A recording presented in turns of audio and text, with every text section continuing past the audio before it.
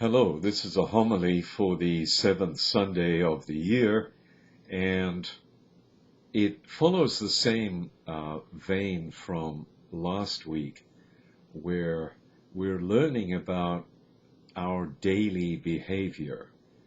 And basically, it is if you are a follower of God, then you will behave with the same magnanimity and generosity as God does.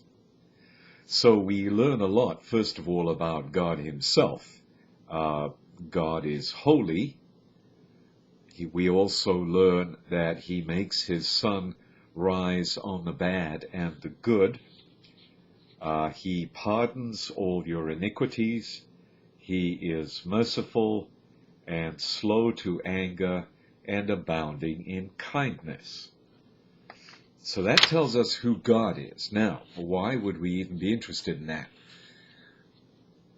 We belong to a religion where God is literally sharing his own self with us, which means that we have to learn, and we do it with his help, to basically be a kind of person that he already is. So if God is holy, then we have to be holy. And what does that mean in practical terms? Leviticus tells us, you shall not bear hatred for your brother or sister. You may have to reprove your fellow citizen, but do not incur sin because of him. And this can mean all kinds of things. It can mean, for example, that we are reproving somebody, which we may be totally justified in doing, but we are doing it in a way that is callous, thoughtless, is cruel, and then also we're not allowed to do things like taking revenge, cherishing grudges. You shall love your neighbor as yourself. We at least have an insight about what our way of treating ourselves is, which is where this love of self comes in. We do know how much we think we deserve and how much we think we're entitled to, so how much we love ourselves. Now, can I also transfer that whole dynamic onto everyone that I meet, so that I am treating other people the way I would treat myself? The psalm, I've given you a couple of the lines from the psalm already. He pardons all your iniquities, heals all your ills, crowns you with kindness and compassion. So this is a magnanimous God, and basically it's because he's good. And the beautiful thing about the good, in its absolute, all-powerful sense, we've never come across goodness like that except in God, but this all-powerful goodness, this overwhelming goodness, is such that it makes other people magnanimous as well as they start to be influenced by it.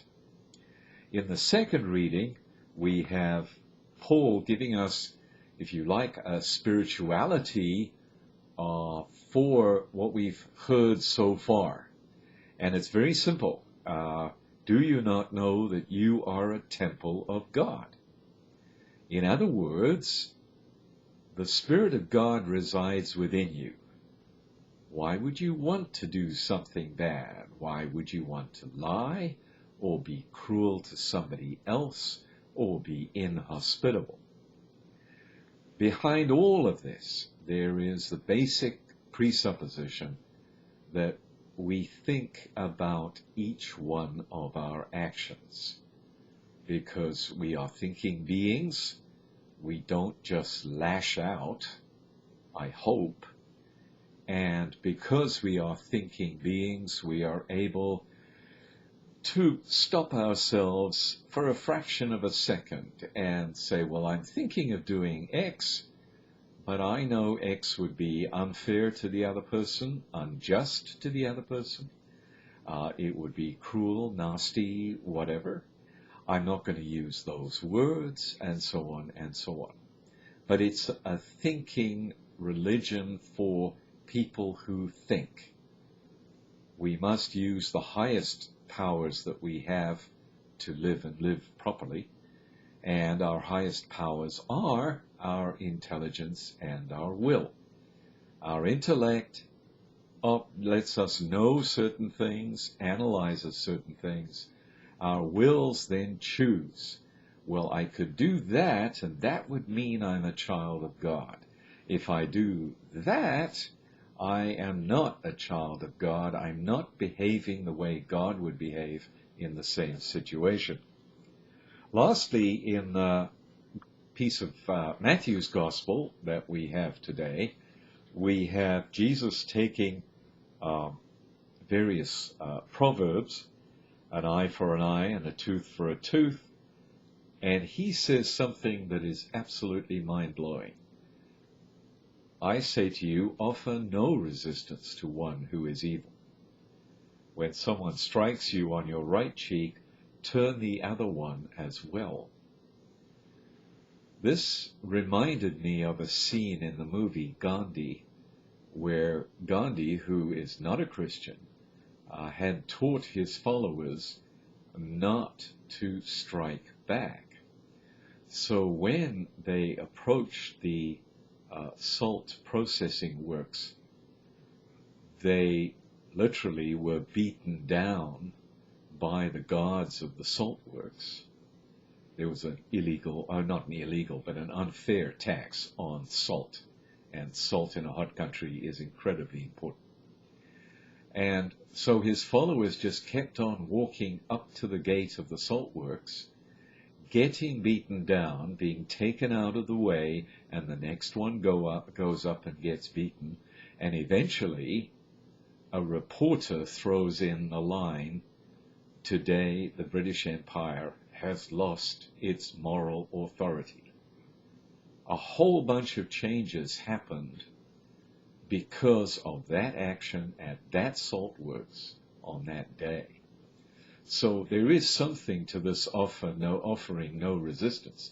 Doesn't mean the people were passive, but it's not the same thing as going and literally fighting the guards at the salt works to break in and take the salt. Back to the gospel, Matthew's gospel. You've been told love your neighbor and hate your enemy. I say love your enemies. Again, there is this magnanimity.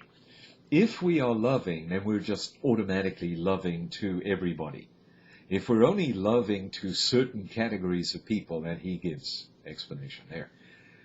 If we're only loving to people of certain categories, then we are missing the whole point of being loving.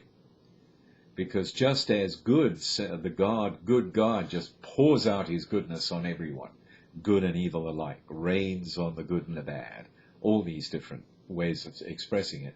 So being loving means we're simply loving. I will respond to this one in a loving way, that one in a loving way, pretty much regardless of who they are, what they've done to me. I am simply to be a loving person. Then I will be like God. And that's the whole point of the readings.